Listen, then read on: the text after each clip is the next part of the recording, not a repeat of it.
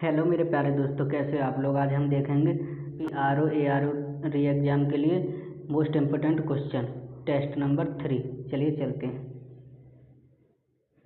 पहला क्वेश्चन है, निम्नलिखित पर्वत श्रृंखला में से कौन सी हिमालय पर्वत श्रेणी में अवस्थित है।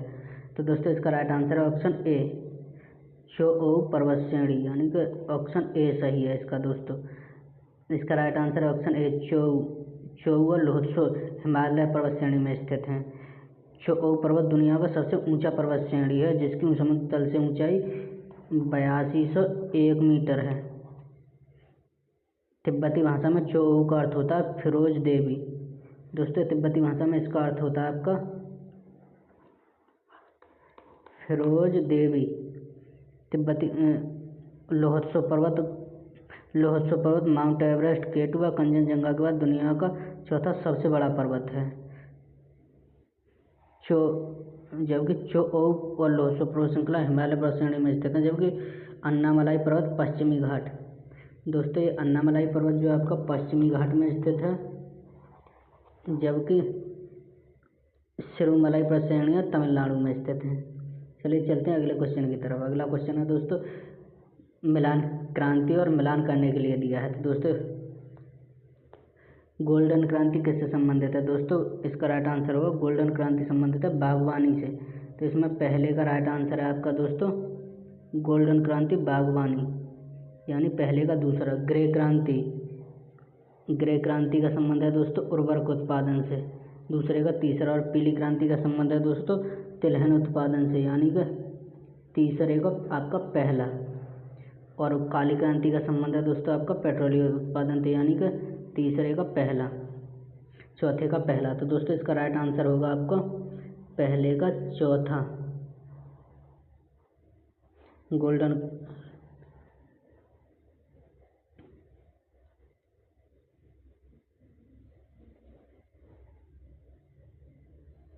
तो दोस्तों अगला क्वेश्चन है क्रांति और संबंधित क्षेत्र। तो दोस्तों गोल्डन क्रांति का जो संबंध है बागवानी और शहद उत्पादन से, यानी कि पहले का हो गया आपका दूसरा। गोल्डन क्रांति का संबंध बागवानी और शहद उत्पादन से, यानी पहले का दूसरा। या तो इसमें आपका दूसरा होगा, बी होगा, या आंसर सी होगा। अगला ग्रे क्रांति का संबंध है दोस्तों दूसरे उर्वरक उत्पादन से, यानी कि ग्रे क्रांति का संबंध है दोस्तों आपका उर्वरक उत्पादन से, यानी कि दूसरे का तीसरा। दोस्तों इसका राइट आंसर हो गया आपका पीली क्रांति का संबंध है आपका दोस्तों पीली क्रांति का संबंध है दोस्तों आपको तिलहन उत्पादन से। और काली क्रांति का संबंध है दोस्तों आपका पेट्रोलियम उत्पादन से, यानी कि तीसरे का पहला। तो दोस्तों इसका राइट आंसर हो गया आपका ऑप्शन डी। इसका राइट आंसर है ऑप्शन डी। तो दोस्तों बात करते हैं हम और क्रांतियों के लिए, यानी कि गोल्डन क्रांति होगी आपकी बागवानी और शहद उत्पादन से, ग्रे क्रांति होगी उर्वरक उत्पादन से, पीली क्रांति होगी दोस्तों आपकी तिलहन उत्पादन से, और दोस्तों काली क्रांति होगी पेट्रोलियम उत्पादन से।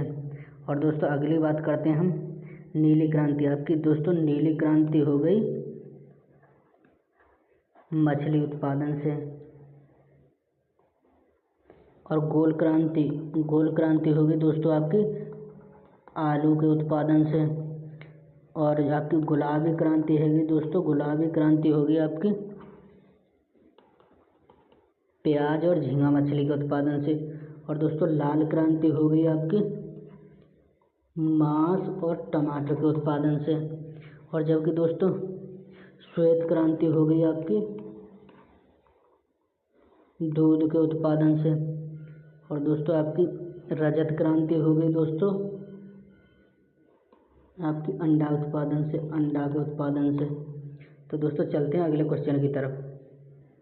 अगला क्वेश्चन है दोस्तों, भारत में निम्नलिखित पर्वत श्रेणी में तो उनकी अवस्थिति के अनुसार उत्तर से दक्षिण की ओर क्रम लगाइए। तो मेरे प्यारे दोस्तों इसका उत्तर से दक्षिण की ओर क्रम होगा। चलिए हम चलते हैं दोस्तों उत्तर से दक्षिण की ओर, देखते हैं निम्नलिखित में से कौन सा भारत में पर्वत श्रेणियों का उनकी अवस्थिति के अनुसार उत्तर से दक्षिण की ओर क्रम। चलिए देखते हैं दोस्तों। तो इसमें आपका राइट आंसर होगा सबसे उत्तर में पड़ेगा K2 हो गया सबसे उत्तर में, यानी कि लद्दाख में हो गया दोस्तों ये। अगला क्वेश्चन है आपका, इसके बाद हो गया आपका दूसरा नंदा देवी हो गया आपका उत्तराखंड, यानी कि UK में। अगला है आपका डोडा बेटा हो गया आपका दोस्तों डोडा बेटा हो गया आपका तमिलनाडु में, और अगली होगी फिर अन्नाई मुड्डी होगी आपकी केरल में। तो दोस्तों इसका राइट आंसर होगा दूसरा, यानी कि दूसरा, पहला और चौथा, यानी दोस्तों इसका राइट आंसर होगा ऑप्शन बी।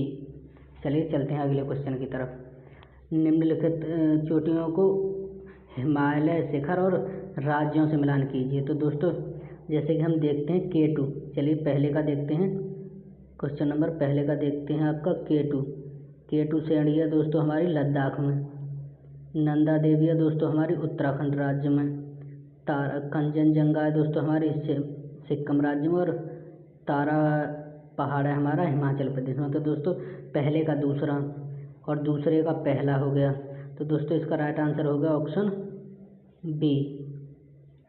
चलिए चलते हैं अगले क्वेश्चन की तरफ। प्रायद्वीपीय पठार के संबंध में कौन सा सही नहीं है। तो दोस्तों देखते हैं प्रायद्वीपीय पठार के संबंध में कौन सा सही नहीं है। इस भूखंड की ऊंचाई लगभग 1000 से 1500 मीटर के आसपास है। तो दोस्तों पहला क्वेश्चन जो है हमारा गलत है, इसकी ऊंचाई जो है दोस्तों हमारा पहला वाला जो ऑप्शन गलत है, क्योंकि इसकी ऊंचाई 1500 से नहीं, इसकी ऊंचाई है दोस्तों 600 से 900 मीटर के आसपास। प्रायद्वीप की ऊंचाई सामान्यतः पश्चिम से पूर्व की ओर कम होती जाती है। तो दोस्तों इसका राइट आंसर, तो दोस्तों इसका ये जो है ठीक है एकदम, पश्चिम से पूर्व की ओर कम होती जाती है। इसके पूर्व में गिरनार पहाड़ियाँ और पश्चिम में राजमहल पहाड़ियाँ हैं। यह भी दोस्तों ऑप्शन आपका गलत है, तो इसका राइट आंसर होगा ऑप्शन सी। इसका पहला और तीसरा गलत है, जबकि दूसरा वाला सही है। अब दोस्तों डिटेल से देखते हैं प्रायद्वीपीय पठार प्राचीनतम गोंडवाना लैंड का भाग है। इसकी औसत ऊंचाई 600 से 900 मीटर, यह पश्चिम से पूर्व की ओर कम होती जाती है। इसकी लंबाई जो पश्चिम से पूर्व की ओर कम होती जाती है, जो कि माही नदी, गोदावरी, कृष्णा और कावेरी नदी की दिशा में स्पष्ट है। प्रायद्वीपीय पठार चारों तरफ से पहाड़ी श्रृंखलाओं से घिरा हुआ है। इसके उत्तर पश्चिम में दोस्तों अरावली का विस्तार है, पूर्व में राजमहल पहाड़ियों का, पश्चिम में गिरनार पहाड़ियों का, दक्षिण में इलायची पहाड़ियों का प्रायद्वीपीय पठार के बाहरी हिस्से का निर्माण करती हैं। तो दोस्तों अगले क्वेश्चन की तरफ चलते हैं। तो दोस्तों कथन दे रखा है भारत के उत्तरीय मैदान में जाड़ों में वर्षा होती है। भारत के उत्तरी मैदान में जाड़ों में कुछ वर्षा होती है। तो दोस्तों इसका पहला ठीक है एकदम, कथन तो ठीक है, कुछ भागों में वर्षा होती है। जाड़े में उत्तर पूर्वी मानसून सक्रिय होते हैं, यह भी ठीक है। तो दोस्तों इसका राइट आंसर होगा ऑप्शन ए और बी दोनों सही, और ए बी की सही व्याख्या करता है। चलिए दोस्तों चलते हैं अगले क्वेश्चन की तरफ। अगला क्वेश्चन है गंगा के मैदान में यदि कोई पश्चिम और उत्तर पश्चिम को चले तो मानसून की वर्षा घटती हुई मिलेगी। तो दोस्तों इसका एकदम सही है, सही कह रहा है। अगर हम पश्चिम से पूर्व की ओर चलें तो हमको वर्षा, पूर्व से पश्चिम की ओर चलें तो वर्षा की मात्रा घटती हुई मिलेगी। गंगा के मैदान में कई ज्यों के तो ऊपर की ओर बढ़ जाएं और आर्द्रताधारी मानसून पवन और उच्च हो जाएगी। ऊपर के दोनों कथनों के संदर्भ में कौन सा सही है। तो दोस्तों ये भी दूसरा भी हमारा सही है। तो दोस्तों इसका राइट आंसर होगा ऑप्शन ए और बी दोनों सही है। ए बी की आर ए की सही व्याख्या करता है। अगला क्वेश्चन है दोस्तों, चलिए देखते हैं। रामगंगा नदी कन्नौज के पास गंगा नदी में आकर के मिलती है। तो दोस्तों इसका एकदम सही है, रामगंगा नदी कन्नौज के पास आकर के मिलती है। बेतवा नदी प्रयागराज के पास यमुना नदी में मिलती है, यह एकदम गलत है दोस्तों। तो इसका राइट आंसर होगा ऑप्शन सी। चलिए देखते हैं। रामगंगा नदी गैरसोन से निकलकर गढ़वाल पहाड़ियों में निकलकर उत्तर प्रदेश के नजीमाबाद के निकट प्रवेश करती है, अंतर कन्नौज में गंगा नदी में मिल जाती है। जो कि बेतवा नदी प्रयागराज में नहीं, बल्कि बेतवा नदी दोस्तों, बेतवा नदी प्रयागराज में नहीं, हमीरपुर के निकट मिलती है। चलिए अगले क्वेश्चन की तरफ चलते हैं दोस्तों। हिमालय से निकलने वाली सभी नदियाँ सतत वाहिनी होती हैं। तो दोस्तों इसका एकदम सही है, हिमालय से निकलने वाली सभी नदियाँ सतत वाहिनी होती हैं। दूसरा है दोस्तों, हिमालय अपनी वर्षा का अधिकांश भाग दक्षिण पश्चिम मानसून से प्राप्त करता है। तो दोस्तों ये भी ठीक है, लेकिन इसका ए और आर दोनों ठीक हैं, परंतु आर ए की सही व्याख्या नहीं करता है। क्योंकि ऐसा नहीं है कि हिमालय अपनी वर्षा का अधिकांश भाग दक्षिण पश्चिम मानसून से प्राप्त करता है, जिसके कारण हिमालय से निकलने वाली नदियाँ सतत बहनी। हिमालय से निकलने वाली नदियाँ हमेशा जल बना रहता है, क्योंकि इनका उद्गम हिमानियों से होता है और इनमें जल प्रदान करती हैं। साथ ही हिमालय अपनी वर्षा का अधिकांश भाग दक्षिण पश्चिम मानसून से प्राप्त करता है। सही है। चलिए दोस्तों चलते हैं अगले क्वेश्चन की तरफ। अगला क्वेश्चन है दोस्तों, उड़ीसा तट भारत में सर्वाधिक चक्रवात प्रवण क्षेत्र में स्थित है। तो एकदम दोस्तों सही है, उड़ीसा का तटीय क्षेत्र भारत में सर्वाधिक चक्रवात प्रवण क्षेत्र में स्थित है, यह ठीक है। अगला, माही नदी डेल्टा क्षेत्र में भारी वर्षा में मैंग्रोव वनों का निर्माण हुआ है, यह भी ठीक है दोस्तों। तो इसका राइट आंसर है ऑप्शन बी। ए और बी दोनों सही हैं, लेकिन ए आर की सही व्याख्या नहीं करता है। चलिए चलते हैं अगले क्वेश्चन की तरफ। मरखा घाटी। दोस्तों अब हम देखते हैं अगले क्वेश्चन 11 नंबर क्वेश्चन की तरफ। तो दोस्तों वीडियो कैसी लग रही है अपनी राय कमेंट बॉक्स में ज़रूर दें और एकदम ओरिजिनल कंटेंट मिलेगा आपको। तो दोस्तों देखते हैं हम मरखा घाटी जो है आपकी, ये जो है चलिए मिलान करते हैं। दोस्तों मरखा घाटी पड़ेगी आपकी लद्दाख में, जबकि जूको घाटी जो है दोस्तों पड़ती है आपकी नागालैंड राज्य में। जू की घाटी होगी आपकी नागालैंड राज्य में, जबकि सांगला घाटी होगी आपकी दोस्तों सिक्किम। सांगला घाटी पड़ती है आपके हिमाचल प्रदेश में दोस्तों, जबकि यूथांग घाटी होगी आपकी सिक्किम राज्य में। तो दोस्तों इसका राइट आंसर होगा मरखा घाटी लद्दाख में, यानी पहले का तीसरा। तो दोस्तों देखते हैं कि हमारा ए वाला तो अपने आप गलत हो गया,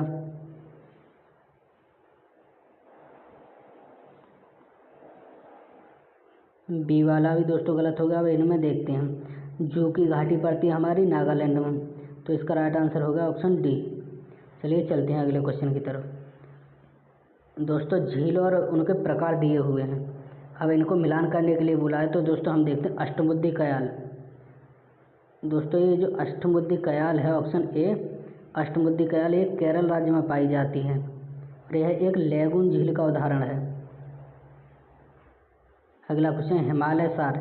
हिमालय सार यह आपके तेलंगाना राज्य में पाई जाती है और यह एक कृत्रिम झील का उदाहरण है। अगली है डल झील, जम्मू कश्मीर में पाई जाती है दोस्तों और यह एक अवशिष्ट मीठे पानी का उदाहरण है, जबकि तोंगसो को हिमाय नदी झील है। तो दोस्तों इसका राइट आंसर होगा पहले का दूसरा, यानी कि या तो ए होगा या फिर बी होगा। अगला देखते हैं हिमसागर, यानी कि दूसरे का चौथा। तो दोस्तों इसका राइट आंसर होगा ऑप्शन ए, ठीक है। चलिए चलते हैं अगले क्वेश्चन की तरफ। भारत में वर्षा के बारे में निम्नलिखित में से कौन सा कथन सही है। तो दोस्तों अब देखते हैं हम 13वें क्वेश्चन। भारत में अधिकांश वर्षा दक्षिण पश्चिम मानसूनों से होती है, एकदम ठीक है दोस्तों। भारत में अधिकांश वर्षा यानी कि लगभग 75% वर्षा दक्षिण पश्चिम मानसूनों से होती है। दक्षिण भारत में वर्षा पूर्वीय घाटों से दूर हटती जाती है, यह भी दोस्तों ठीक है। तो इसका राइट आंसर होगा दोस्तों ऑप्शन सी। चलिए चलते हैं अगले क्वेश्चन की तरफ। भारत में दक्षिण पश्चिम मानसूनों के अंतर्प्रवाह के संदर्भ में निम्नलिखित कथनों पर विचार कीजिए। तो दोस्तों पंजाब और निकटवर्ती हिमालय क्षेत्रों में अरब सागर की धारा बंगाली की खाड़ी की धारा में मिल जाती है, एकदम ठीक है दोस्तों।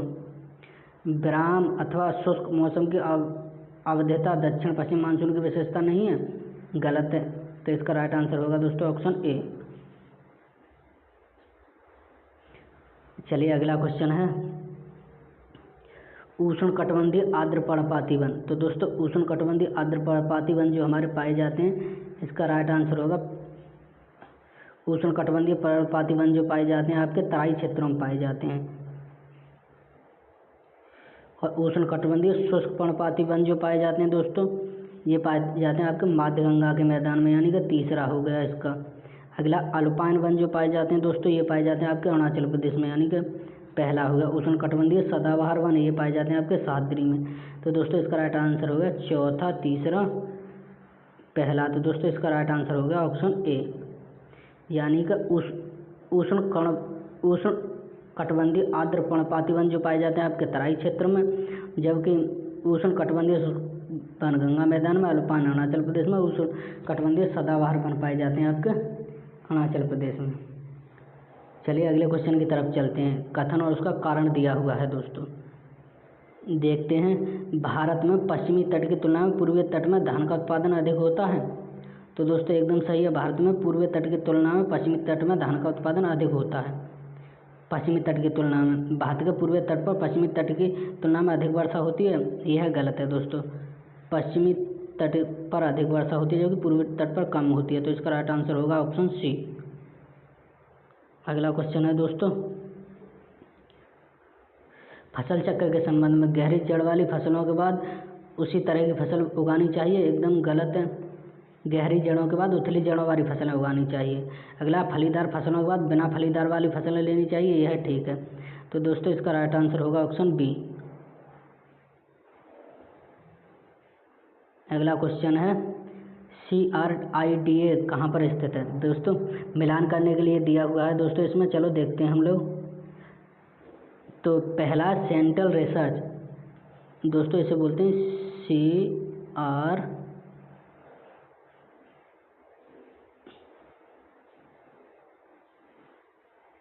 दोस्तों इसे बोलते हैं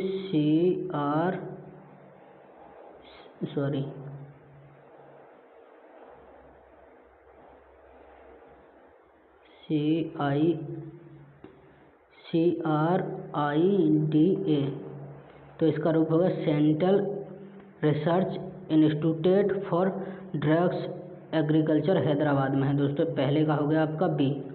अगला है IIPR, तो इसका फुल फॉर्म हो गया दोस्तों Indian institute for pulse research. तो दोस्तों पल्स है आपका कानपुर में स्थित है। अगला क्वेश्चन है आपका दोस्तों IGFRI, यानी कि दोस्तों Indian grassland and for research institute, यानी चारा अनुसंधान संस्था, ये आपकी दोस्तों झारखंड झांसी में, और UPCAR ये आपकी लखनऊ में है। तो दोस्तों इसका राइट आंसर हो गया पहले का दूसरा हैदराबाद, IDPR कानपुर, यानी दूसरे का चौथा। तो इसका राइट आंसर होगा दोस्तों ऑप्शन ए। चलिए चलते हैं अगले क्वेश्चन की तरफ।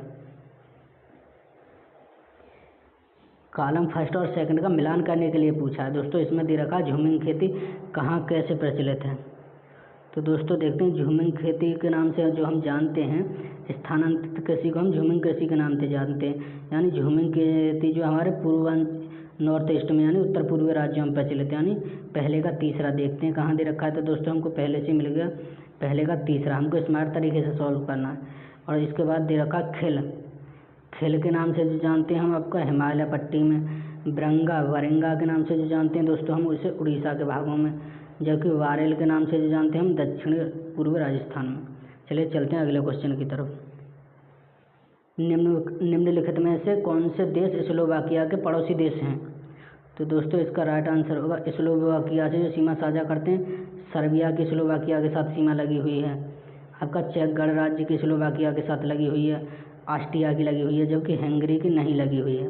तो दोस्तों इसका राइट आंसर होगा ऑप्शन ए। स्लोवाकिया के साथ सर्बिया, चेक गणराज्य और ऑस्ट्रिया की सीमा लगी हुई है, जबकि हंगरी की नहीं लगी हुई है। अब दोस्तों जो इसके पड़ोसी देश हैं, स्लोवाकिया एक यूरोपीय देश है, तो उसके साथ पड़ोसी देश हंगरी की सीमा ऑस्ट्रिया, चेक गणराज्य और पोलैंड है, जबकि सर्बिया पड़ोसी देश नहीं है। तो दोस्तों गलत हो गया दोस्तों। इसके साथ स्लोवाकिया के साथ चेक गणराज्य की सीमा लगी हुई है, हंगरी की लगी हुई है, ऑस्ट्रिया की लगी हुई है, जबकि सर्बिया की नहीं लगी हुई है। तो दोस्तों इसका राइट आंसर होगा ऑप्शन सी। तो दोस्तों देखते हैं सर्बिया के साथ कौन कौन से देश सीमा साझा करते हैं। तो सर्बिया के साथ हंगरी करता है एक, तो दूसरा है आपका ऑस्ट्रिया करता है,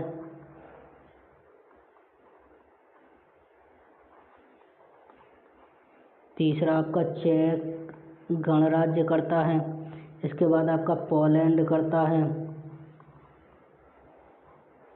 और इसके बाद आपका यूक्रेन करता है। यानी कि स्लोवाकिया के साथ आपका हंगरी करता है, ऑस्ट्रिया करता है, चेक गणराज्य करता है, पोलैंड करता है और यूक्रेन करता है। तो दोस्तों अगले क्वेश्चन की तरफ चलते हैं। अगला क्वेश्चन है, देश और राजधानी दे रखी है दोस्तों। तो स्लोवाकिया की जो राजधानी है दोस्तों, तो इसमें देखते हैं, चलिए राजधानी मिलान करने के लिए बोला। स्लोवाकिया की राजधानी है बोस्तावालिया। बुल्गारिया की जो राजधानी है आपकी सोफिया। दोस्तों बुल्गारिया की जो राजधानी है सोफिया है। रोमानिया की राजधानी आपकी रोमानिया की राजधानी है बुखारेस्ट, और आपकी हंगरी की राजधानी है बुडापेस्ट। तो दोस्तों इसमें पहले का पहला, दूसरे का तीसरा, तो दोस्तों इसका राइट आंसर होगा ऑप्शन ए। चलिए चलते हैं अगले क्वेश्चन की तरफ। दोस्तों ये दे रखे हैं आपके कुछ, अंध महाद्वीप किसे कहा जाता है। तो दोस्तों हम अफ्रीका महाद्वीप को अंध महाद्वीप कहते हैं, यानी कि आपके अफ्रीका महाद्वीप को जो है हम लोग अंध महाद्वीप के नाम से जानते हैं, यानी कि पहले का जो तीसरा होगा। तो दोस्तों इसका राइट आंसर होगा ऑप्शन बी, यानी अंध महाद्वीप अफ्रीका को कहते हैं। विश्व की छत हम लोग दोस्तों पामीर को कहते हैं, यानी कि चौथा हो गया इसका। और 1000 झीलों का देश हम जो है फिनलैंड को जानते हैं, जबकि मोतियों का द्वीप हम लोग बहरीन को कहते हैं। चलिए चलते हैं अगले क्वेश्चन की तरफ। निम्नलिखित में से कौन सा सही है। तो दोस्तों हम देखते हैं, पहला कोयला अवसादी सेलों से निकलता है। दोस्तों एकदम ठीक है, कोयला अवसादी सेलों में पाया जाता है। बेसाल्ट अग्नेय सेल का उदाहरण है, यह भी ठीक है। तो दोस्तों इसका राइट आंसर होगा आपका ऑप्शन सी। चलिए चलते हैं अगले क्वेश्चन की तरफ। उच्चतम शिखर दे रखे हैं और देश दे रखे हैं दोस्तों।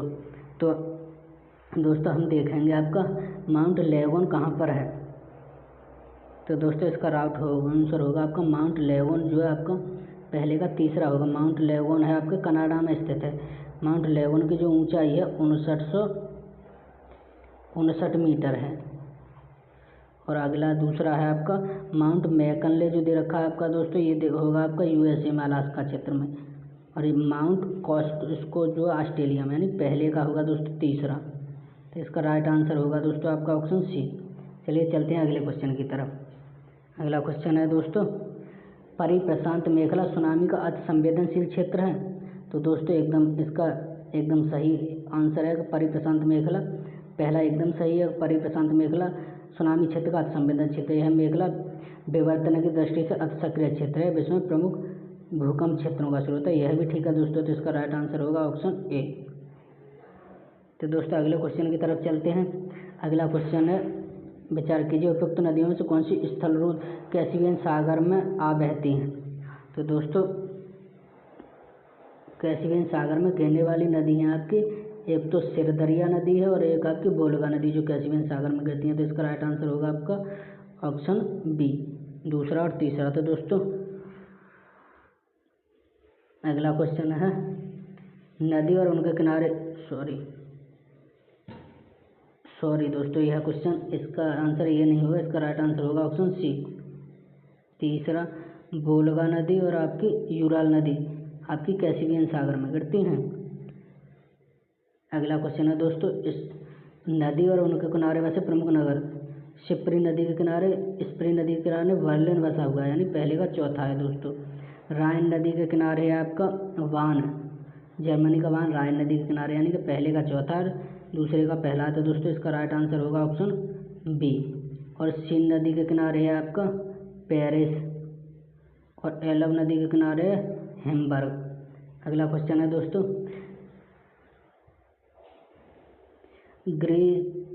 ग्रीस में महाद्वीपों और महासागरों के बीच तापमान व्यपराप्तता शीत ऋतु की अपेक्षा अधिक होती है। सही है दोस्तों एकदम। जल की अवशिष्ट ऊष्मा प्रवष्टि की विशिष्ट ऊष्मा की अपेक्षा अधिक घातक होती है, यह भी ठीक है। तो दोस्तों लेकिन ए पहला और दूसरा दोनों ठीक है, लेकिन ए पहला दूसरे की सही व्याख्या नहीं करता है। तो दोस्तों इसका राइट आंसर है ऑप्शन बी। अगला क्वेश्चन है, हाल ही के वर्षों में मानव गतिविधियों के कारण वायुमंडल में कार्बन डाइऑक्साइड की तीव्रता में बढ़ोतरी हुई है, किंतु उसमें बहुत सी वायुमंडल के निचले भाग में नहीं रहती, क्योंकि। तो दोस्तों इसका राइट आंसर होगा आपका समुद्र में पाद प्लावन प्रकाश संश्लेषण कर लेते हैं। इसका राइट आंसर होगा ऑप्शन बी, जबकि यह गलत है। सी आपका गलत है। ध्रुवीय बर्फ छत तक वायु का संग्रहण कर लेती है, गलत है। और जबकि आपका यह भी दोस्तों गलत है। पहला भी आपका गलत है और आपका तीसरा भी गलत है। दूसरा ठीक है, समुद्र में पाद प्लावन प्रकाश संश्लेषण कर लेते हैं। अगला क्वेश्चन है दोस्तों, अभिकथन दे रखा है, जैवमंडल एक खुला विस्तृत तंत्र का उदाहरण है। तो दोस्तों इसका एकदम सही है, जैवमंडल एक खुले तंत्र का उदाहरण है। यह एकदम ठीक है। जैव मंडल में पदार्थ के प्रारंभिक निवेश के बाद पुनः नए पदार्थों का निवेश नहीं हो पाता है, परंतु ऊर्जा के निवेश व वायुगमन पर कोई प्रतिबंध नहीं है।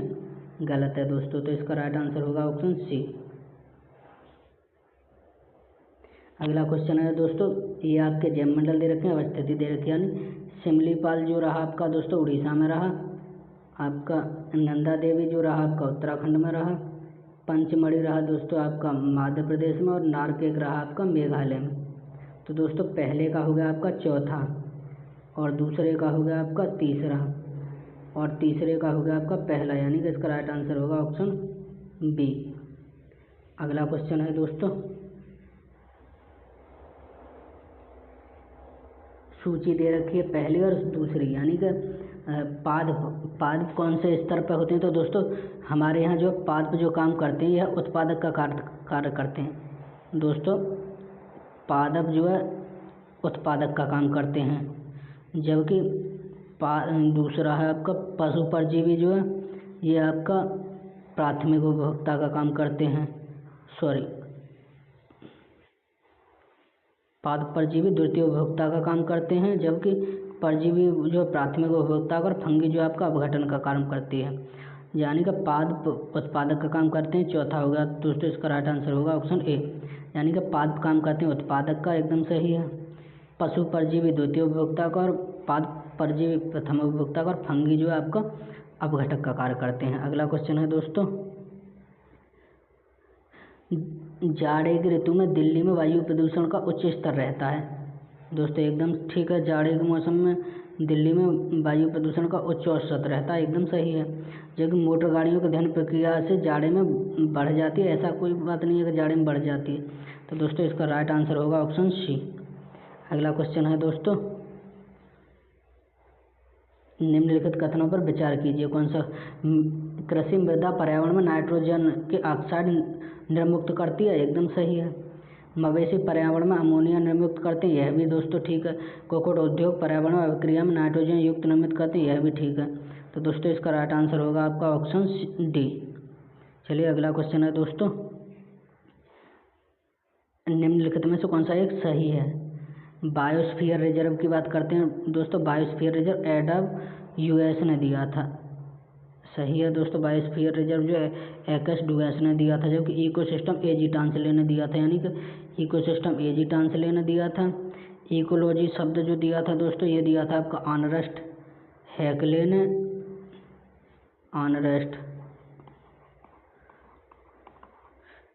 हैक्ले ने। जबकि जैव विविधता जो दिया था दोस्तों, ये दिया था आपका जैव विविधता दिया था वाल्डजी रोंटजेन ने।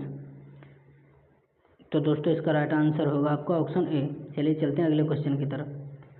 निम्न कथनों में से कौन सही सम्मिलित नहीं है? तो दोस्तों इसका राइट आंसर होगा आपका ऑप्शन बी, यानी कि इसमें ऑप्शन बी सम्मिलित नहीं है। सवर्मन, ईश्वर वर्मन जौनपुर प्रस्तर अभिलेख से संबंधित है, सही है। जीवगुप्त सेकंड देवगणक अभिलेख से संबंधित है, जबकि ईसा वर्मन हरहरा पाषाण अभिलेख से संबंधित है। अगला क्वेश्चन है दोस्तों, हड़प्पा संस्कृति के विषय में विचार कीजिए। हड़प्पा संस्कृति सिंधु और पंजाब में प्रकट कब हुई? ये दोस्तों ठीक है। अगला क्वेश्चन आपका यहाँ से, यह दक्षिण व पूर्व की ओर फैली, यह भी ठीक है दोस्तों। यह क्षेत्र यहाँ फैली है, मिस्र और मेसोपोटामिया से बड़ा है, यह भी ठीक है। तो इसका राइट आंसर होगा ऑप्शन डी। अगला क्वेश्चन है दोस्तों, जन्म तीर्थकर दे रखे हैं और उनका जन्म स्थल दे रखा है। तो दोस्तों देखते हैं हम, ऋषभनाथ का जो जन्म स्थल है वह अयोध्या, जबकि संबयनाथ का होगा दोस्तों श्रावस्ती संबयनाथ। पद्मनाथ का होगा आपका कौशाम्बी, और जबकि पार्श्वनाथ का होगा आपका काशी। तो दोस्तों इसका राइट आंसर होगा ऑप्शन डी। अगला क्वेश्चन है दोस्तों, महाजनपद और उनकी राजधानी मिलान करने के लिए दिया है। तो दोस्तों जैसे कि हम जानते हैं, मत्स्य की राजधानी है जो विराटनगर थी, जबकि कुरु की राजधानी थी दोस्तों इंद्रप्रस्थ थी, जबकि सुरसेन की राजधानी मथुरा थी, जबकि अस्मक की राजधानी पोतन थी। तो दोस्तों इसका राइट आंसर होगा ऑप्शन सी। ये जो दोस्तों पोतन जो दे रखा है, ये दक्षिण भारत का एकमात्र महाजनपद था, जो कि महाराष्ट्र राज्य में स्थित है, अस्मक नदी के किनारे। अगला क्वेश्चन है, निम्नलिखित में से कौन सा एक सही सम्मिलित नहीं है? तो दोस्तों इसका राइट आंसर होगा ऑप्शन बी, माणिक मेखले। शिल्पकादिरम इंगालो आदिगल ने लिखा, कुराल तिरुवल्लुवर ने, तिरुमदल तिंगमरे अलवर ने। अगला क्वेश्चन है दोस्तों, निम्न कथनों पर विचार कीजिए। मिलान करने के लिए आया है दोस्तों। इल्तुतमिश जो है इल्तुतमिश के कबीला जो होता था ये था आपका इल्तुतमिश का शम्सी, यानी पहले का पहला दे रखा है, सही है दोस्तों।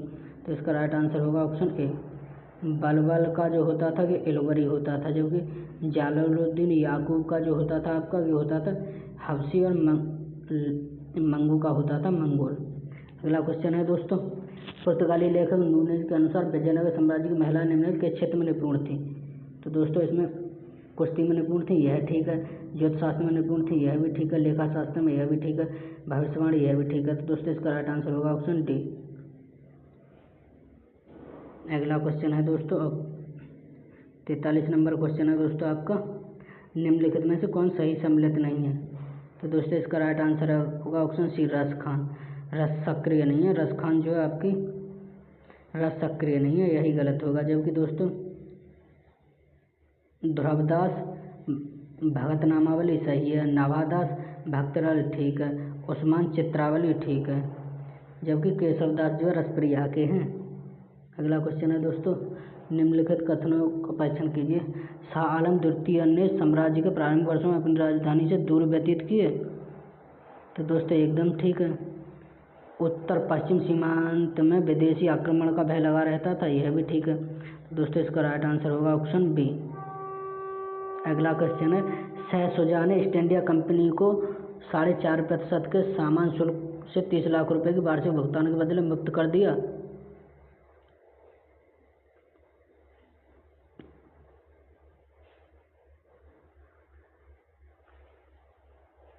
अगला क्वेश्चन है दोस्तों, ऐसा नहीं है, गलत है।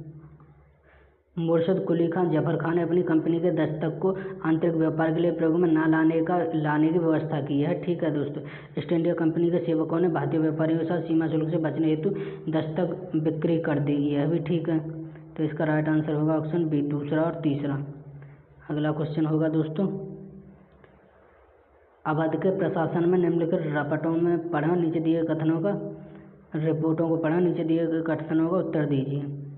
पहला, native of a journey through the upper province of Hindustan, ठीक है। Journey through the kingdom of Awadh in the years 1849-50, ये भी ठीक है।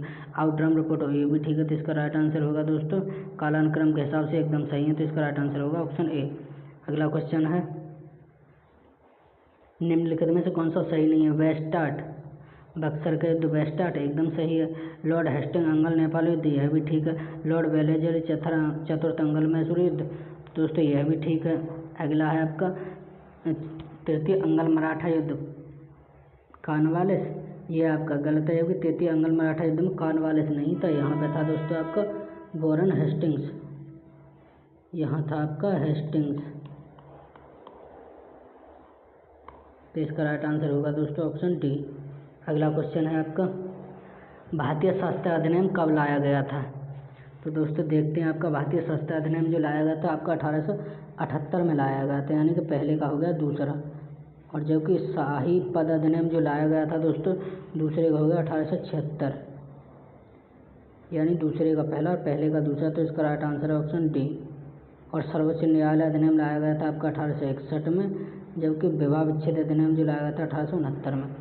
अगला क्वेश्चन है दोस्तों, 19वीं सदी में भारत में आर्थिक विकास की कमी के निम्नलिखित कारणों में कौन जिम्मेदार थे?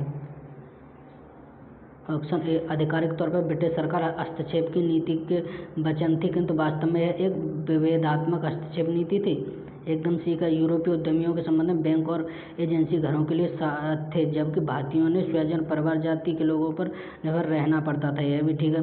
जब बागानों का अंतर हस्तांतरण व्यक्तिगत पूंजी के स्वामित्व के लिए किया गया, तब देशी निवेशकों की जानबूझकर उपेक्षा की गई, यह भी ठीक है। तो दोस्तों इसका राइट आंसर होगा ऑप्शन सी। अगला क्वेश्चन है दोस्तों, ब्रिटिश औपनिवेशिक व्यवस्था के विरुद्ध 1857 के पूर्व में भारत में विभिन्न भागों में हुए विद्रोहों को कालानुक्रम में व्यवस्थित कीजिए। तो दोस्तों इसका राइट आंसर होगा आपका यानी बंगाल का सिपाही विद्रोह। दोस्तों बंगाल का जो सिपाही विद्रोह हुआ था वो हुआ था आपका 1764 में। अगला आपका कच्छ विद्रोह, जो दोस्तों आपका कच्छ का जो विद्रोह हुआ था वो हुआ था आपका 1816 और 32 में, यानी 1816 से 32 में। जबकि बेलोर का जो विद्रोह हुआ था दोस्तों वो हुआ था आपका 1806 में।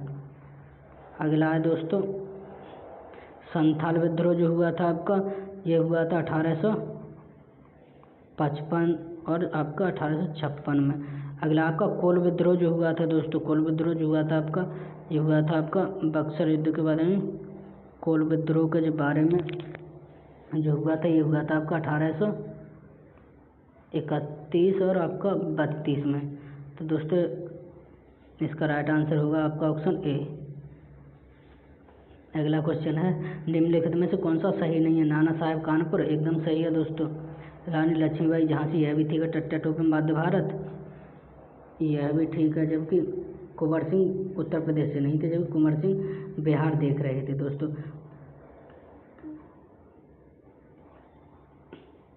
अगला क्वेश्चन है दोस्तों, समाज सुधारक राजाराम राय के विषय में निम्नलिखित में से कौन सा गलत है? राजाराम मोहन राय संभ्रत वर्ग थे जिससे शक्ति चिरस्थायी बंदोबस्त परमानेंट सेटलमेंट लागू करने में कम हो गई थी। गलत है। उन्होंने वेदांतिक अद्वैतवाद और ईसाई ईश्वरवाद दोनों का अध्ययन किया। सही है। उन्होंने उपनिषदों का बंगाली भाषा में अनुवाद किया। यह भी ठीक है। उनका पहला संगठन आत्मीय सभा था जिसकी स्थापना उन्होंने कलकत्ता में 1815 में की। यह भी ठीक है। तो दोस्तों इसका राइट आंसर होगा आपका ऑप्शन ए।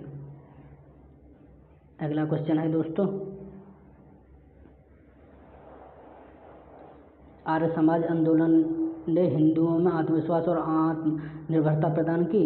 एकदम सही है। आर्य समाज आंदोलन ने श्वेत जाति के श्रेष्ठ में विश्वास की जड़ों को कमजोर किया। यह भी ठीक है। तो दोस्तों इसका राइट आंसर है ऑप्शन बी। अगला क्वेश्चन है दोस्तों, तो अगला क्वेश्चन है दोस्तों, 19वीं शताब्दी में सामाजिक धार्मिक आंदोलनों के कारण भारत का आधुनिकीकरण हुआ। तो दोस्तों पहला जो आपका ठीक है। अगला है दोस्तों, धार्मिक सुधार आंदोलनों में मूल रूप से बुद्धिवाद और वैज्ञानिक दृष्टिकोण व अन्य ऐसे विचार थे जो कि आधुनिक भारत के आधार माने जाते हैं। तो दोस्तों इसका राइट आंसर है ऑप्शन डी। ए और बी दोनों सही हैं। अगला क्वेश्चन है दोस्तों, मिलान करने के लिए नेता और पार्टी का नाम बताइए। तो दोस्तों इसका राइट आंसर श्यामा प्रसाद मुखर्जी भारतीय जनसंघ से जुड़े हुए थे। श्यामा प्रसाद मुखर्जी यानी कि भारतीय जनसंघ यानी पहले का दूसरा है। जबकि मीनू मसानी जो थी आपकी स्वतंत्र पार्टी का गठन किया था इन्होंने। मीनू मसानी स्वतंत्र पार्टी से। ए हैगड़ जो थे दोस्तों ये थे कम्युनिस्ट पार्टी से, यानी दूसरे का तीसरा। तो इसका राइट आंसर है ऑप्शन ए। चलिए अगले क्वेश्चन की तरफ। 20वीं शताब्दी के पहले दशक में होने वाली निम्न घटनाओं को कालानुक्रम में व्यवस्थित कीजिए। भारतीय राष्ट्रीय कांग्रेस का मुंबई अधिवेशन। तो दोस्तों भारतीय राष्ट्रीय कांग्रेस का जो मुंबई अधिवेशन जो हुआ था ये हुआ था आपका दोस्तों 1885 में। अगला है दोस्तों, ऑल इंडिया मुस्लिम लीग की स्थापना जो हुई थी ये हुई थी आपको 1906 में। बंगाल विभाजन जो हुआ था दोस्तों ये हुआ था आपको 1905 में। भारतीय राष्ट्रीय कांग्रेस का सूरत अधिवेशन हुआ था आपका 1907 में। तो दोस्तों पहला और इसके बाद आ गया आपका तीसरा, यानी पहला और तीसरा। इसका राइट आंसर होगा ऑप्शन बी। अगला क्वेश्चन है दोस्तों, निम्नलिखित कथनों पर विचार कीजिए। 1907 में कांग्रेस के वार्षिक अधिवेशन की अध्यक्षता रासबिहारी बोस ने की थी। एकदम सही है। इस अधिवेशन में कांग्रेस दो गुटों में नरम दल और गर्म दल में विभाजित होगी। यह भी ठीक है। 1916 के वार्षिक अधिवेशन में कांग्रेस के दो गुट नरमपंथी और गर्मपंथी का विलय हो गया। और इस अधिवेशन की अध्यक्षता एसपी सिन्हा ने की थी। तो दोस्तों इसका राइट आंसर होगा ऑप्शन सी। इसकी अध्यक्षता इन्होंने नहीं की थी, जबकि इसकी अध्यक्षता की थी आपकी जो अध्यक्षता की थी अंबिका चरण मजूमदार ने, यानी अंबिका चरण मजूमदार ने इसकी अध्यक्षता की थी। अगला क्वेश्चन है दोस्तों, खिलाफत आंदोलन ने शहरी मुसलमानों को राष्ट्रीय आंदोलन के घेरे में ला दिया। एकदम सही है। अगला, राष्ट्रीय और खिलाफत आंदोलन दोनों में साम्राज्य विरोधी एक प्रबल तत्व थे, यह भी ठीक है। तो इसका राइट आंसर है ऑप्शन ए। अगला क्वेश्चन है उच्च वर्ग, ये दे रखा सूची फर्स्ट को सूची सेकंड से मिलाने के लिए दोस्तों। उच्च वेग मैक में मापा जाता है, उच्च वेग मैक में, तरंग दैर्घ्य जो आपकी एंगस्ट्रॉम में, दाब जो आपका पास्कल में, और ऊर्जा जो मापी जाती है आपकी जूल में, यानी पहला, दूसरा, तीसरा। इसका राइट आंसर है दोस्तों ऑप्शन सी। अगला क्वेश्चन है दोस्तों निम्नलिखित में से कौन सा गलत है। ओडोमीटर वाहनों के पहियों द्वारा तय की गई दूरी मापने का यंत्र, सही है। ओडोमीटर विद्युत चुम्बकीय तरंगों की आवृत्ति मापने का यंत्र, यह भी ठीक है। ओडोमीटर ध्वनि की तीव्रता मापने का यंत्र, यह भी ठीक है। जबकि अमीटर विद्युत धारा मापता है, विद्युत शक्ति माप का यंत्र नहीं है। अगला क्वेश्चन है नमक और बर्फ के मिश्रण को 0 सेल्सियस से नीचे तापमान प्राप्त होता है। तो दोस्तों इसका सही है। जबकि आपकी बर्फ और नमक के जमाव बिंदु को बढ़ा देता है, यह गलत है। तो इसका राइट आंसर है ऑप्शन सी। प्रकाश के दृश्य वर्गक्रम में लाल रंग के प्रकाश हरे रंग के प्रकाश की अपेक्षा अधिक ओजस्वी होता है, गलत है, ऐसा नहीं है दोस्तों। लाल रंग के प्रकाश का तरंगदैर्घ्य हरे रंग के प्रकाश के तरंगदैर्घ्य से अधिक होता है, यह ठीक है। तो इसका राइट आंसर है ऑप्शन डी। अगला क्वेश्चन है त्वरित आघातों के भवनों को बचाने के लिए त्वरित चालकों का उपयोग किया जाता है। त्वरित चालक के संबंध में कौन सा कथन सही है। ऑप्शन ए, त्वरित चालक अपने भवनों पर एक विद्युत क्षेत्र बनाते हैं, इससे त्वरित अधिक अधिमान रूप से इस पर ही आघात करते हैं, सही है। त्वरित चालक भवन की सतह पर अधिशेष को एक समान रूप से वितरित आघातों के प्रभाव को कम कर देते हैं, यह गलत है। त्वरित चालक सारे आवेग धारा को भूमि से काफ़ी दूर अंदर ले जाते हैं। त्वरित चालकों को भवन में किसी भी ऊंचे स्थान पर स्थापित किया जाता है, यह भी ठीक है। तो इसका राइट आंसर है ऑप्शन सी। इसका राइट आंसर है आपका ऑप्शन सी। अगला क्वेश्चन है दोस्तों अब आयनीय यौगिकों के संबंध में कथनों पर विचार कीजिए। आयनीय यौगिक एल्कोहल में अम्लीय होते हैं, सही है। ठोस अवस्था में आयनीय यौगिक विद्युत के उत्तम चालक हो जाते हैं, गलत है। इसका राइट आंसर है ऑप्शन ए। अगला क्वेश्चन है वाशिंग सोडा होता है दोस्तों आपका सोडियम कार्बोनेट। वाशिंग सोडा हो गया आपका सोडियम कार्बोनेट, जबकि कास्टिक सोडा जो हो गया दोस्तों आपका ये हो गया आपका सोडियम हाइड्रोक्साइड। नीला थोथा हो गया आपका आपका कॉपर सल्फेट, जबकि हाइड्रो सोडियम थायोसल्फेट। इसका राइट आंसर होगा ऑप्शन बी। अगला क्वेश्चन है दोस्तों J.D. वाटरसन वैज्ञानिक दे रखे हैं। J.D. वाटरसन इन्होंने की थी आणविक विज्ञान। J.D. वाटरसन का संबंध है आपका आणविक विज्ञान से, मॉलिक्यूलर बायोलॉजी से, यानी पहले का तीसरा। लुई पाश्चर को जाना जाता है आपका माइक्रोबायोलॉजी के लिए। लुई पाश्चर सूक्ष्म जीव विज्ञानी थे, यानी तीसरे। इसका राइट आंसर होगा ऑप्शन सी। अगला क्वेश्चन है एंजाइमों के संदर्भ में विचार कीजिए। ये जैव उत्प्रेरक होते हैं, एकदम सही है। एंजाइम जैव उत्प्रेरक होते हैं, ये शरीर में उसी स्थान पर अपना कार्य करते हैं, यहाँ उत्पादित होते हैं, यह भी ठीक है। तो इसका राइट आंसर ऑप्शन सी। अगला क्वेश्चन है निम्न कथनों में कौन सही सम्मिलित नहीं है। नीलहरिम शैवाल जैव उर्वरक होते हैं, यह ठीक है।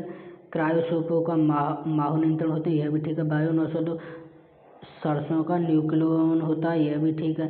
जबकि एजोटोबैक्टर कीटनाशी नहीं होता, यह एक जीवाणु होता है जो कि दलहनी पौधों की जड़ों में पाया जाता है। अगला क्वेश्चन है निम्नलिखित पर विचार कीजिए।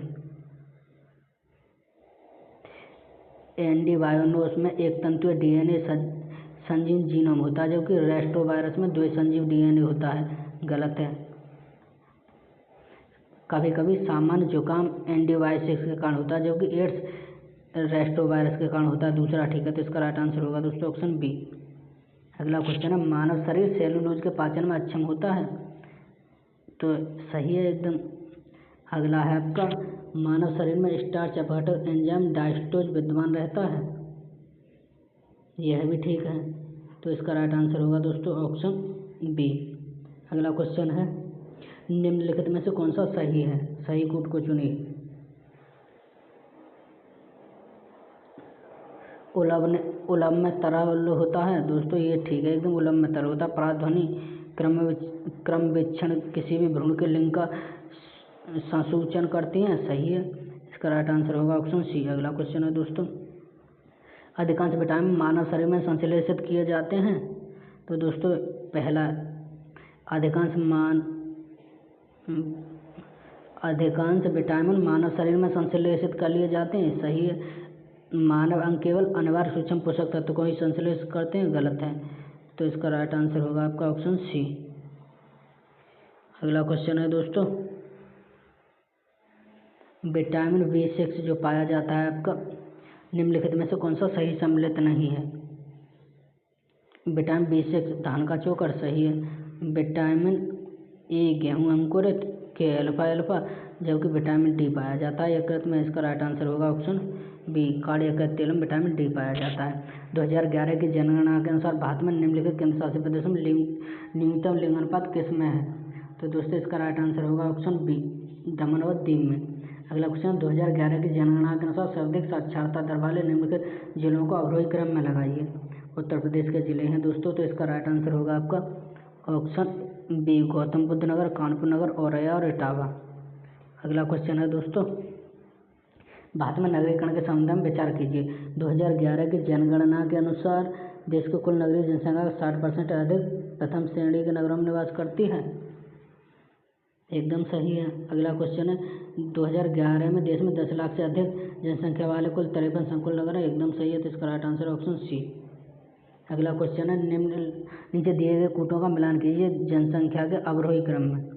नगरीय योजना केंद्र और अवरोही क्रम में करा रहा है दोस्तों, तो इसका राइट आंसर होगा ऑप्शन बी, यानी पहले नंबर पर गाजियाबाद आ गया आपका, दूसरे नंबर पर आ गया आपका आगरा, तीसरे पे वाराणसी, चौथे पे आ गया मेरठ। अगला दे रखा है आपका दोस्तों, लॉरेंज वृत्त किस लिए काम आता है। तो दोस्तों ये दे रखा है आपका सूची फर्स्ट से सूची सेकंड का मिलान करने के लिए। लॉरेंज वृत्त से मापते हैं हम आय की असमानता। दोस्तों ये जो लॉरेंज वृत्त से हम मापते हैं आय की असमानता, एंजल चक्कर से जो मापते हैं, इसका राइट आंसर होगा ऑप्शन सी। एंजल चक्कर से जो मापते हैं आप, फिलिप चक्कर से फिलिप चक्र से मुद्रास्फीति और रोजगार, और एंजल चक्र जो दे रखा है दोस्तों, इससे मापते हैं हम आय और खाद्य अनुपात। अगला लाफर ब्रेक बे से जो मापते हैं दोस्तों हम करों में करदना और राजस्व। अगला क्वेश्चन है दोस्तों, चीनी उद्योग दक्षिण भारत में अधिक विकसित हुए हैं, गलत है। गन्ने की प्रति हेक्टेयर पैदावार, गन्ने के रस की मात्रा दक्षिण राज्यों में अधिक है, यह ठीक है। इसका राइट आंसर होगा दोस्तों ऑप्शन डी। अगला क्वेश्चन है, निम्नलिखित में से कौन सा सही सम्मिलित है। UPPCAR लखनऊ में स्थित है, सही है। IARI दिल्ली में स्थित है, सही है। IBBR आपका यह गलत है दोस्तों, ये होगा आपका वाराणसी में।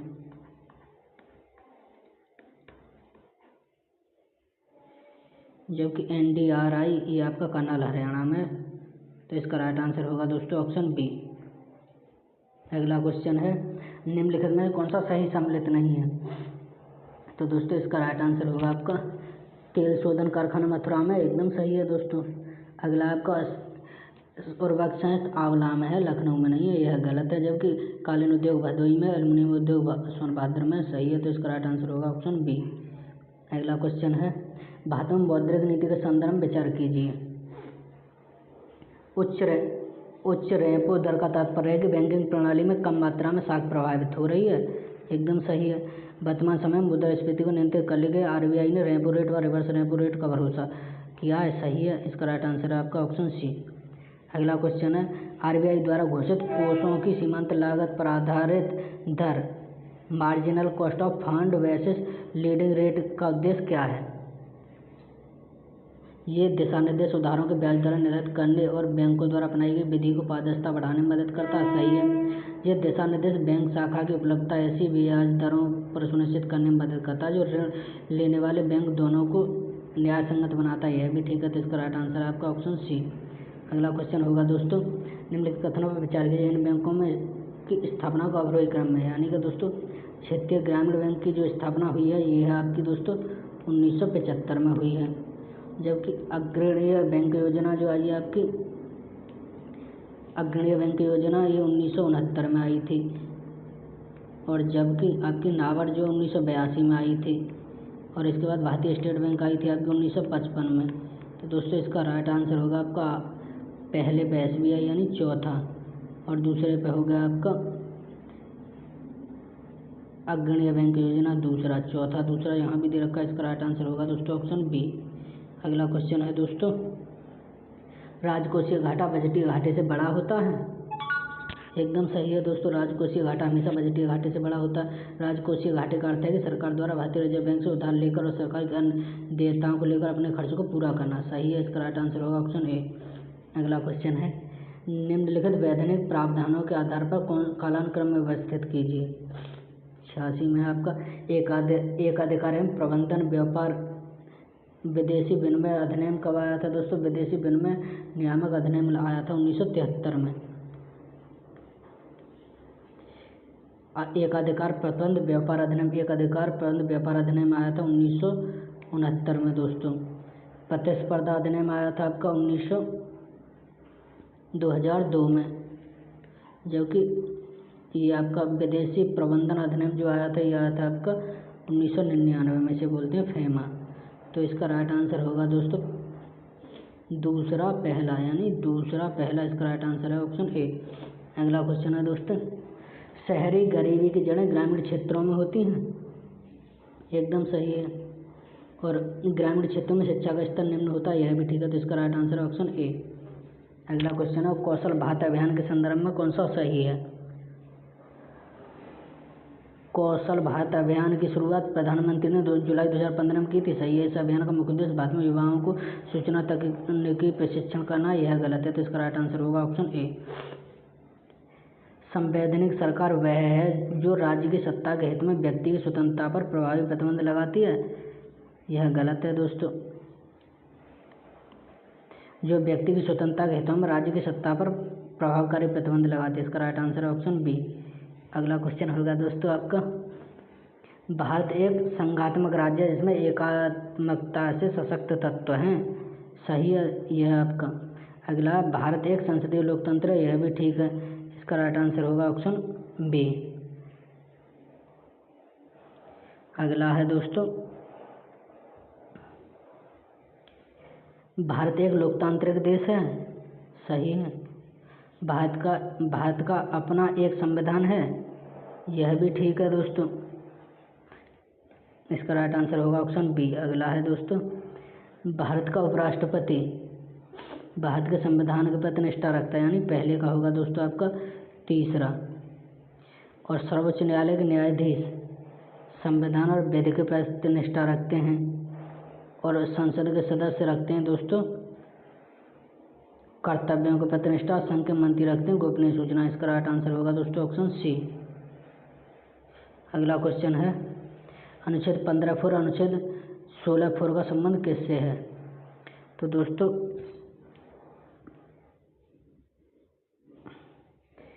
15(4) और 16(4) का संबंध है अन्न पिछड़ा वर्ग, यानी पहले का तीसरा। कौन से में दे रखा था? इसका राइट आंसर है आपका ऑप्शन सी।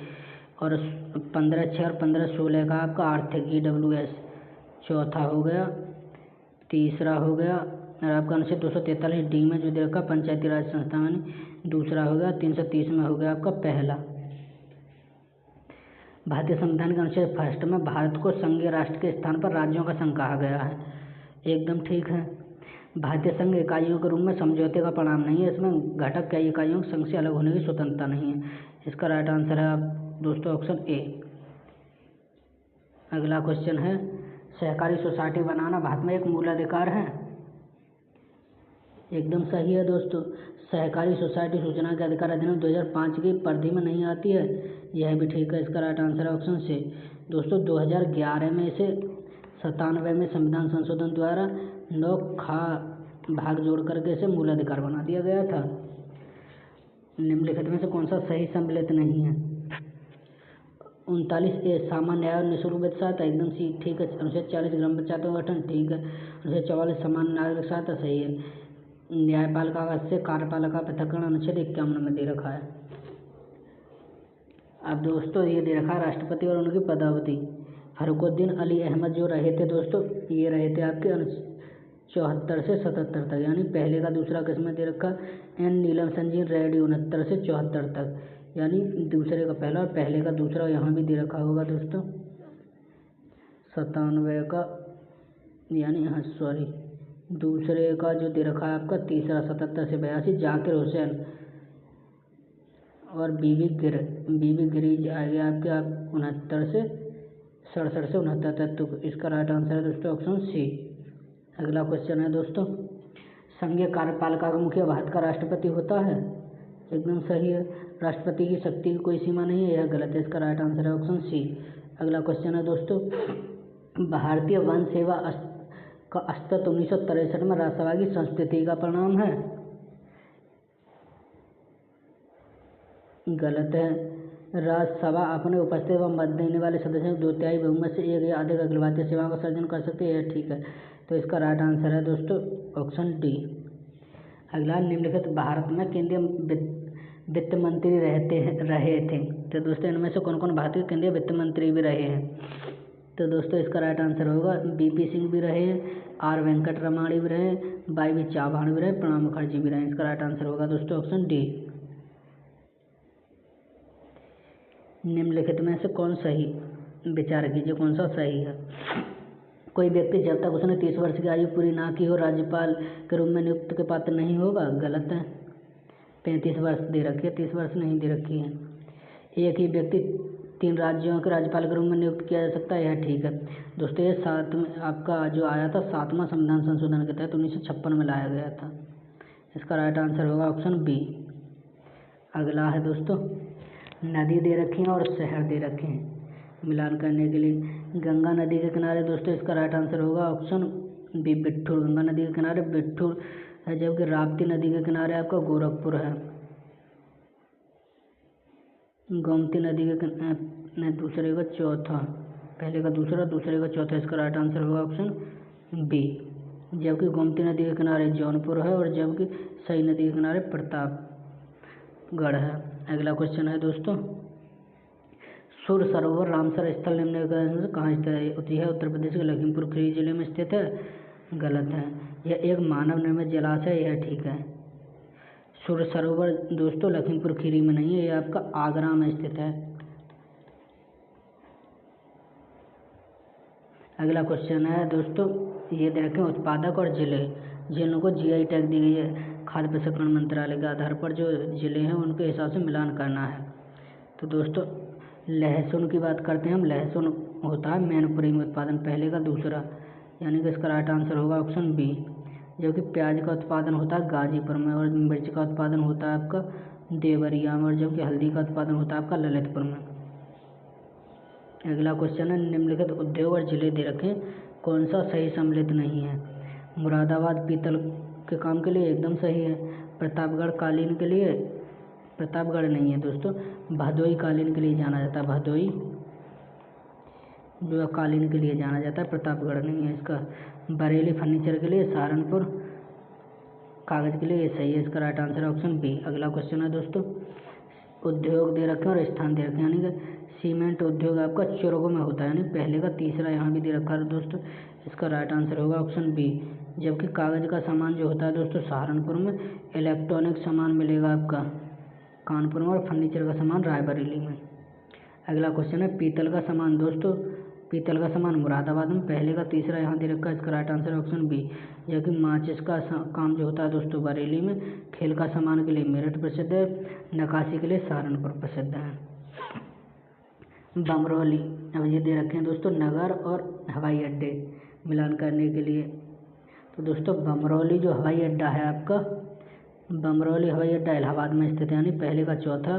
चकेरी जो आपका गाजियाबाद में है, सॉरी हिंडन गाजियाबाद में है, जबकि चकेरी आपका कानपुर में है और फुर्सतगंज रायबरेली में, यानी कि पहले का चौथा और दूसरे का है आपका तीसरा, पहले का चौथा दूसरे का तीसरा और आपका हिंडन यानी तीसरे का पहला, तो इसका राइट आंसर है दोस्तों ऑप्शन डी।